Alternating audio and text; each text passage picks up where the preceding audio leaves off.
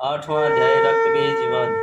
ओम ऐं ह्रीं क्लीं चामुंडे विचे जय माता दी, हर हर महादेव। महर्षि मेधा ने कहा, चंड और मुंड नामक असुरों के मारे जाने से और बहुत सी सेना के नष्ट हो जाने से असुरों के राजा प्रतापी शुंभ ने क्रोध युक्त होकर अपनी संपूर्ण सेनाओं को युद्ध के लिए तैयार होने की आज्ञा दी। उसने कहा कि अब उदययुद्ध नामक 86 असुर सेनापति अपनी सेनाओं के साथ युद्ध के लिए जाएं और कंबो नामक 84 सेनापति भी युद्ध के लिए जाएं और कोटिवीर्य नामक 50 सेनापति और धौम्रकुल नाम के 100 सेनापति प्रस्थान करें।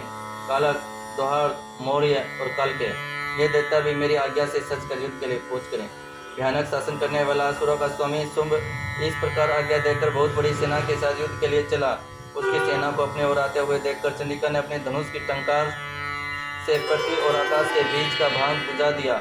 हे राजन, इसके पश्चात देवी के सिंह ने ताड़ना आरंभ कर दिया और अंबिका के घंटे के शब्द को उस धमनी को और भी बढ़ा दिया। धनुष की टंकार और शेर की दहाड़ और घंटे के शब्द से पृथ्वी और आकाश के बीच का भाग गूंज उठा और उसके साथ ही देवी ने अपने मुख को और भी भयानक बना लिया। ऐसे भयंकर शब्द को सुनकर राक्षसी सेना ने देवी तथा मत्स्य सिंह को चारों ओर से घेर लिया। हे राजन, उस समय दैत्यों के नाश के लिए और देवताओं के हित के लिए ब्रह्मा, शिव, कार्तिकेय, विष्णु तथा इंद्र आदि देवों की शक्तियां जो अत्यंत पराक्रम और बल से संपन्न थी, उनके शरीर से निकलकर उसी रूप में चंडिका देवी के पास गई। जिस देवता का जैसा रूप था, जैसा आभूषण था और जैसा वाहन था, वैसा ही रूप, आभूषण और वाहन लेकर उन देवताओं की शक्तियां दैत्यों से युद्ध करने के लिए आई। हंस युक्त विमान में बैठकर और रुद्राक्ष की माला तथा कमंडलू धारण करके ब्रह्मा जी की शक्ति आई।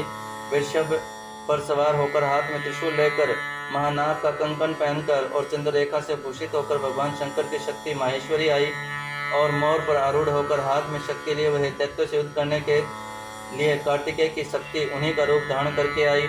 भगवान विष्णु की शक्ति गरुड़ पर सवार होकर शंख, चक्र, सांग, गदा, धनुष और अंग हाथ में लिए हुए आई। श्री हरि की शक्ति वाराही वराह का शरीर धारण करके आई। नृसिंह के समान शरीर धारण करके उसकी शक्ति नारसिंह भी आई। उसकी गर्दन के झटकों से आकाश के तारे टूट पड़ते थे और इसी प्रकार देवराज इंद्र की शक्ति इंद्र भी ऐरावत के ऊपर सवार होकर आई। पश्चात इन देव शक्तियों से घिरे हुए भगवान शंकर ने चंडिका से कहा कि मेरी प्रसन्नता के लिए तुम शीघ्र ही इन असुरों का संहार करो। इसके पश्चात देवी के शरीर से अत्यंत उग्र रूप वाली और सैकड़ों गिदड़ियों के समान आवाज करने वाली चंडिका शक्ति प्रकट हुई।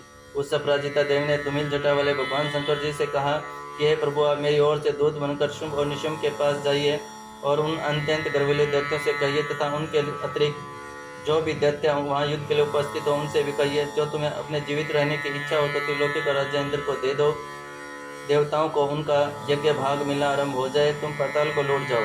किंतु यदि बल के मध्य में तुम्हारी लड़ने की इच्छा हो तो फिर आओ, तुम्हारे माँ से मेरी योगिनियाँ तृप्त होंगी। क्योंकि उस देव ने भगवान शंकर को दूत के कार्य में नियुक्त किया था, इसलिए वह संसार में शिवदूती के नाम से विख्यात हुई। भगवान शंकर से देवी का संदेश पाकर उन दैत्यों के क्रोध का कोई आर पार न रहा और वह जिस स्थान पर देवी विराजमान थी वहां पहुंचे और जाने के साथ ही उस पर बाणों और शक्तियों की वर्षा करने लगे। देवी ने उनके फेंके हुए बाणों, शक्तियों, त्रिशूल और फरसों को अपने बाणों से काट डाला और काली देवी उस देवी के साथ आगे खड़ी होकर शत्रुओं को त्रिशूल से विदीर्ण करने लगी और खटवांग से कुचलने लगी। ब्राह्मणी जिस तरफ दौड़ती थी उसी तरफ अपने कमंडल का जल छिड़क कर दैत्यों के बल वीर्य को नष्ट कर देती थी और इसी प्रकार महेश्वरी त्रिशूल से, वैष्णवी चक्कर से और अत्यंत कोप वाली कुमारी शक्ति द्वारा असुरों को मार रही थी और इंद्री के बाजू के प्रहार से सैकड़ों दैत्य रक्त की नदियां बहाते हुए पृथ्वी पर सो गए। वराई ने कितने ही राक्षसों को अपने तुतुन द्वारा मृत्यु के घाट उतार दिया। दाढ़ों के अग्र भास से कितने ही राक्षसों को छाती चीर डाली और चक्कर की चोट से कितनों को ही विदीर्ण करके धरती पर डाल दिया। बड़े बड़े राक्षसों को नारसी अपने नखों से विदीर्ण करके भक्षण कर रही थी और सिंहनाद से चारों दिशाओं को बुझाती हुई रणभूमि में विचर रही थी। शिवदूत के प्रचंड अट्टहास से कितने ही दैत्य भयभीत होकर पृथ्वी पर गिर पड़े और उनके गिरते ही वह उनको भक्षण कर गई। इस तरह से क्रोध में बुरे हुए मातृगणों द्वारा नाना प्रकार के उपायों से बड़े बड़े असुरों को मरते हुए देख राक्षसी सेना भाग खड़ी हुई। उनको इस प्रकार भागता देखकर रक्तबीज नामक महापराक्रमी राक्षस क्रोध में भरकर युद्ध के लिए आगे बढ़ा। उसके शरीर से रक्त की बूंदें जैसे ही पृथ्वी पर गिरती थी, तुरंत ही वैसे ही शरीर वाला तथा वैसा ही बलवान दैत्य पृथ्वी पर उत्पन्न हो जाता था। रक्तबीज गदा हाथ में लेकर इंद्रिय शक्ति से युद्ध करने लगा। जब इंद्रिय शक्ति ने अपने वज्र से उसको मारा तो घायल होने के कारण उसके शरीर से बहुत सा रक्त बहने लगा और उसकी प्रत्येक बूंद के उसके समान ही बलवान तथा महापराक्रमी अनेकों दैत्य भयंकर रूप से प्रकट हो गए। वह सब के सब दैत्य बीज के समान ही बलवान और तेजवान थे। वे भी भयंकर अस्त्र शस्त्र लेकर देवियों के साथ लड़ने लगे। जब इंद्र के वज्र के प्रहार से उसके मस्तक पर चोट लगी और रक्त बहने लगा, उससे हजारों पुरुष उत्पन्न हुए। वैष्णवी ने चक्कर से और इंद्री ने गदा से रक्तबीज को चोट पहुंचाई, और वैष्णवी के चक्कर से घायल होने पर उसके शरीर से जो रक्त बहा, उससे हजारों महासुर उत्पन्न हुए, जिनके द्वारा संपूर्ण जगत व्याप्त हो गया। कुमारी ने शक्ति से, वराई ने खड्ग से और महेश्वरी ने त्रिशूल से उसको घायल किया। इस प्रकार क्रोध में भरकर उस महादैत्य ने सब मातृ शक्तियों पर पटक गदा से प्रहार किया, और माताओं ने शक्ति तथा शूल इत्यादि से उसको जो बार बार घायल किया, उससे सैकड़ों महादैत्य उत्पन्न हुए। और इस प्रकार उस रक्तबीज के रुधिर से उत्पन्न हुए असुरों से संपूर्ण जगत व्याप्त हो गया, जिससे देवताओं को भय हुआ। देवताओं को भयभीत देखकर चंडिका ने काली से कहा कि चामुंडे, अपने मुख को और बड़ा करो और मेरे शस्त्रघात से उत्पन्न हुए रक्त बिंदुओं से उत्पन्न हुए महासुरों को तुम अपने मुख से भक्षण करते जाओ। इस प्रकार रक्त बिंदुओं से उत्पन्न हुए महासुरों को तुम भक्षण करते हुए रण में विचरो।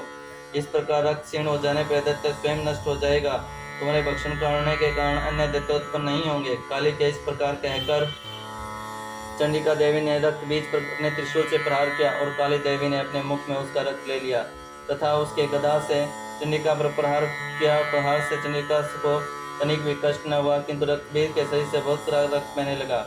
लेकिन उसके गिरने के साथ ही काली ने उसको अपने मुख में ले लिया। काली के मुख में उस रक्त से जो असुर उत्पन्न हुए, उनको वो भक्षण कर लिया और रक्त पीती गई। तदंतर देवी ने रक्तबीज को, जिसका कि खून काली ने पिया था, चंडिका ने उस दैत्य को वज्र, बाण, खड्ग, दृष्टि इत्यादि से मार डाला। हे राजन, अनेक प्रकार के शस्त्रों से मरा हुआ और खून से वंचित वह महादैत्य रक्तबीज पृथ्वी पर जा गिरा। हे राजन, उसके गिरने से देवता अत्यंत प्रसन्न हुए, और माताएं उन असुरों का रक्त पीने के पश्चात उद्यत होकर नृत्य करने लगी। इति अष्टम अध्याय संपूर्णम। ओम ऐं ह्रीं क्लीं चामुंडे विच्चे। जय माता दी। हर हर महादेव, हर हर महादेव। अगर आप सभी भक्तों को यह वीडियो पसंद आई हो तो विजडम वेव एनर्जी चैनल को लाइक करें, शेयर करें और चैनल को सब्सक्राइब कर लें। माता की ये वीडियो इस प्रकार से आती रहेंगी और ज्ञान का प्रकाश यूं ही बहता रहेगा। और दूसरी वीडियो के लिंक जो नवरात्रि से संबंधित हैं, डिस्क्रिप्शन में सभी को उसका लिंक मिल जाएगा, वहाँ से आप देख सकते हैं। माता आप सभी का कल्याण करे, मंगल करे। जय माता दी।